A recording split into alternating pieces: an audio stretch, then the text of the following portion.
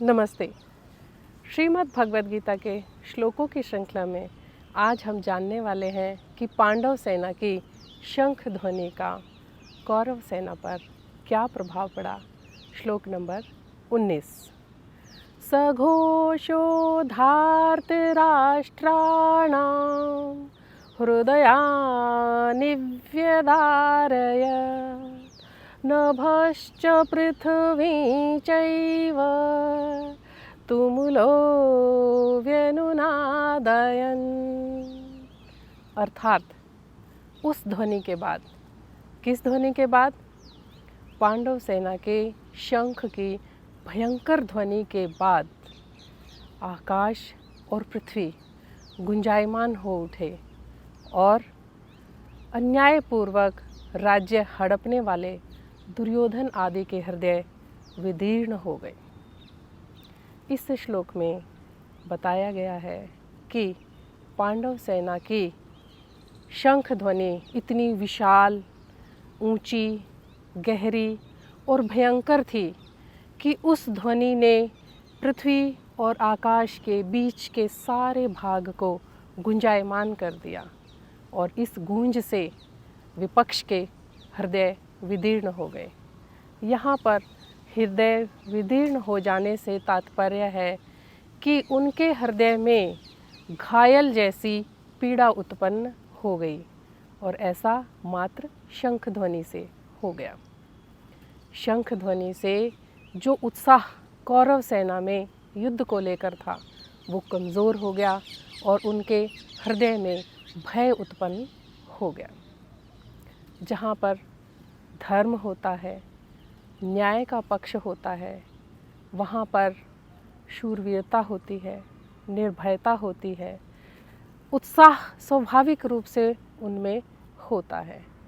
जब पांडव वनवास और अज्ञातवास से पहले राज्य करते थे तो धर्मपूर्वक राज्य करते थे और जब वो वनवास से वापस लौट कर आए तो उन्होंने नियम पूर्वक कौरवों से अपना राज्य मांगा। कहने का तात्पर्य यह है कि पांडवों का पक्ष धर्म का पक्ष था, इसलिए उनमें भय नहीं था। कौरव सेना की अगर शंख ध्वनि की बात करें तो ऐसा नहीं है कि उसमें विशालता नहीं थी, उसमें भयंकरता नहीं थी, परंतु धर्म का पक्ष होने के कारण पांडव सेना पर कौरव सेना की शंख ध्वनि का कोई प्रभाव नहीं पड़ा। दूसरी ओर अगर हम कौरव सेना की बात करें तो जहाँ पर अधर्म, अन्याय व पाप होता है वहाँ पर भय स्वाभाविक रूप से आ जाता है, डर अपने आप घर बना लेता है। इसीलिए जब दुर्योधन ने अन्याय से अधर्मपूर्वक पांडवों का राज्य छीना, इसलिए उनके हृदय घायल हो गए, शंख ध्वनि से उनमें भय उत्पन्न हो गया। यह प्रसंग हमें सिखाता है कि हमें हमेशा तन, मन और विचारों से कभी भी अधर्म का व अन्याय का आचरण नहीं करना चाहिए।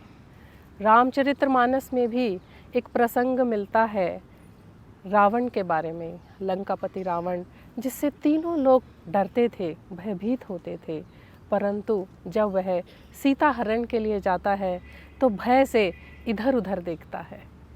अतः कहने का तात्पर्य यह है कि अगर हमें अपने भीतर वीरता का गुण चाहिए, उत्साह का गुण चाहिए, तो हमें धर्म का और न्याय का पक्ष लेना चाहिए।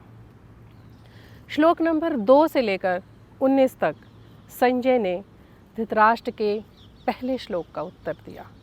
श्लोक नंबर 20 से श्रीमद् भगवद गीता का कृष्ण अर्जुन संवाद का प्राकट्य प्रसंग आरंभ होने वाला है। इस प्रसंग की शुरुआत करेंगे हम अगली वीडियो से। तब तक के लिए धन्यवाद। जय श्री कृष्ण।